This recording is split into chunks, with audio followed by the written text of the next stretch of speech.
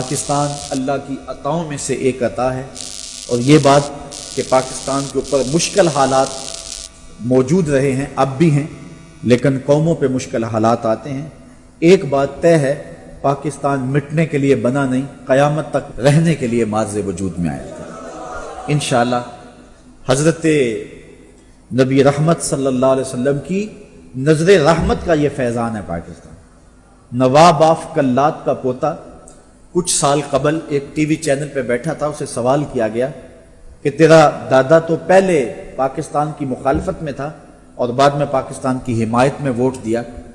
تو اس کی کچھ سیاسی وجوہات تلاش کی جاتی ہیں،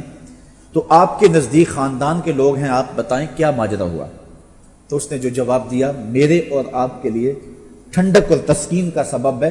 اور آج ہم وطن کے لیے محبتوں کا اظہار کر کے مشکل راستوں سے نکل کے آئے ہیں، تو ہمارے لیے جو ہے وہ یہ ٹھنڈک اور تسکین کا سبب ہے۔ نواب آف کلات کا پوتا کہتا ہے کہ میرے دادا نے پاکستان کی مخالفت میں جو ہے وہ ووٹ دینے کا فیصلہ کیا تھا، لیکن جب آخری رات آئی تو خواب میں حضور کی زیارت نصیب ہوئی اور آقا کریم نے فرمایا پاکستان کو ووٹ دینا ہے۔ تو پاکستان حضور علیہ الصلوۃ والسلام کی نگاہوں کا فیضان ہے۔ ہمارے بزرگوں نے، ہمارے اسلاف نے، اولیاء کاملین واصلین نے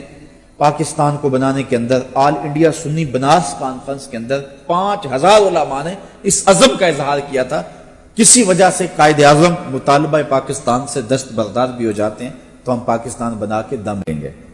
اور پیر سید جماعت علی شاہ علیہ رحمہ کی جو کاوشیں ہیں ان کو کبھی نہیں بھولا جا سکتا۔ نصاب کے اندر کون داخل ہو گیا اور کس کو خارج کر دیا گیا، ہم نے اپنی تاریخ منبر و محراب کے ذریعے سے زندہ رکھنی اور باقی رکھنی۔ ہمارے اسلاف نے اس پاکستان کی بنیادوں میں اپنا خون پیش کیا تھا۔ علامہ فضل حق خیر آبادی سے لے کر کے جو ہے پیر سید جماعت علی شاہ صاحب تک کی کہانیاں جو ہے وہ دنیا کے سامنے ہیں۔ تو آئیے